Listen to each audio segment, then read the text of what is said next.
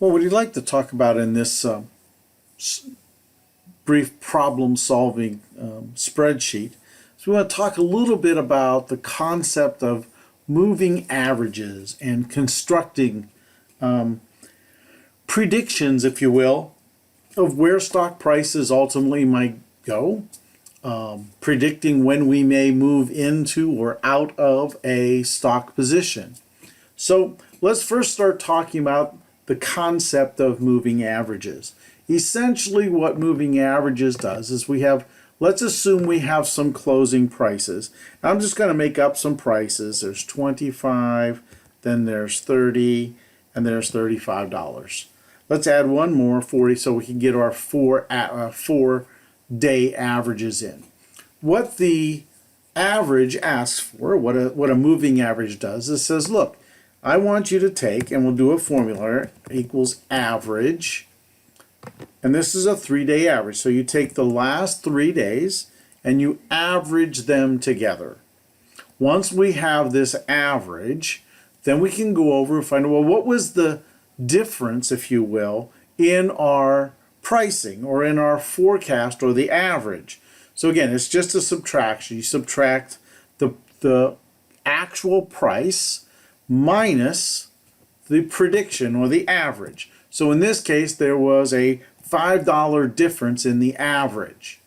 The next thing we need to do is we need to calculate what is the absolute difference. We don't want to use the negative forecast. We want to use the positive forecast to calculate or work with our predictions, if you will, and to find out how strong our predictions are.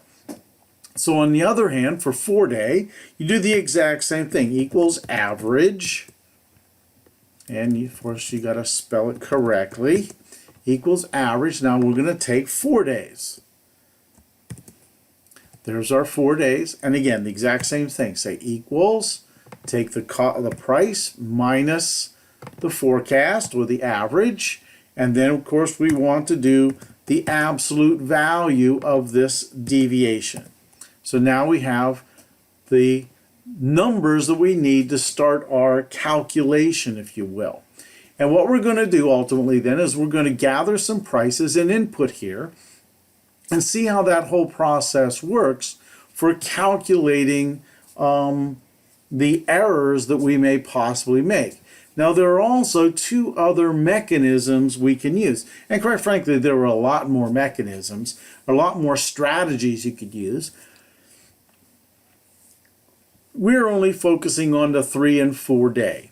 So for the 3-day weighted, what we would be saying is, look, for the last 3 days, not every day is as important as the one after it. So up here we can put weights. These things have to average out to or equal 1. So we're saying that, look, the most furthest away of the 3, the first price here, is worth 20%.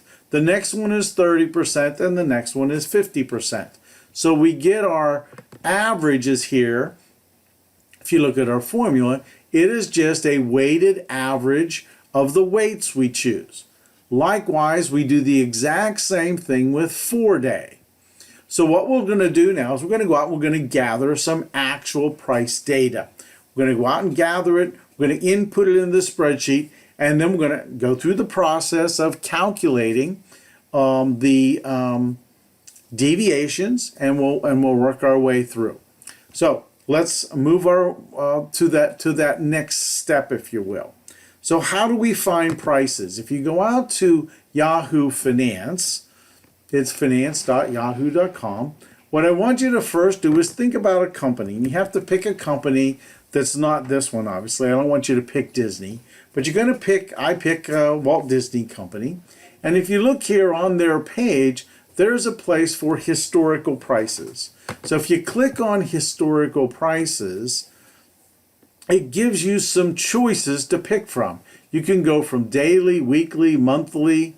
You can even look at dividends only if you want. But what we want to do is we just want to get the last 60 days or last 60 data points. So what we need to do is say, well, how how far back do we have to go? Well, we probably don't have to go back much further than, let's just say, December of 2015. That will get us 60 daily prices to look at. So if you just then say, okay, click Get Prices. Now here we have our prices. These are all the prices of Disney stock on a daily basis for the last 60 days. So what we want to do is download those. So you download them to a spreadsheet. So here's the spreadsheet that we gather. Open that spreadsheet. Now what we need to do is make some room here. So we're going to see all the dates. If you notice, the dates are listed from the most recent to historically backwards. So let's not do that first. We want to make sure we only have 61 line items. Why 61? Well, because we started off, the first one has headers. So we want to go down, find 61. So anything below 61, we don't want. So we're going to go ahead and delete those. We could have also done this by adding a column, Alt, insert a column, right? Make this the number one data point. Then do just a formula. It's that one plus 1. And then copy that down. Again, that'll get us down to, so we know that we have 60 data points. So the data that we want are the closing prices. So let's think. I want to delete the 3 columns here. Alt L, delete. Now, what's the adjusted close mean? Adjusted close takes these closing prices and it adjusts them for any stock splits that may have occurred and or for any dividends that may have been paid. So we just need this closing column because all we're looking at right now is prices. So we need to copy these, take these, copy those 2 columns, and we're going to copy and put it into the spreadsheet. Here's the spreadsheet, date and close, and now we should be able to do Control V, copies that in for us. So if you see here, now we have all of our prices are included. There you go. So now what we have to do is we have to insert our formulas. Here's our formulas. I think the easiest way to do this is just make sure we have them all in. We want them all to have the same line item here, right? So then we're going to have to do the deviations here. Equals this thing minus this thing, right? That's the deviation. Oh, and I forgot to do something. The first thing we need to do, just so we don't forget to do it, is we need to sort these so that we have go from the oldest to the newest prices. So you just want to take the date and the price, go to Data, Sort.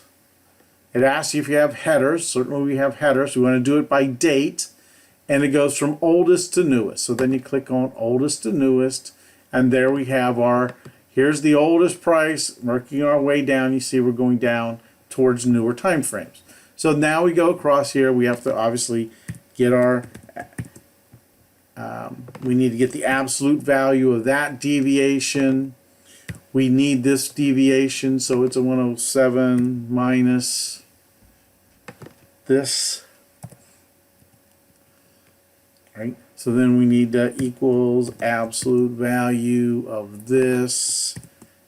Again, this just basic kind of, we need to copy this up to make sure we get the 3-day one, right? So now we have, these are all on the same lines. All right, so now we can just copy this whole line down. So you just grab that little box, and if you're familiar with Excel, you know how this works. And you go down to the bottom, and we have all of that data. So it's going to calculate all the data.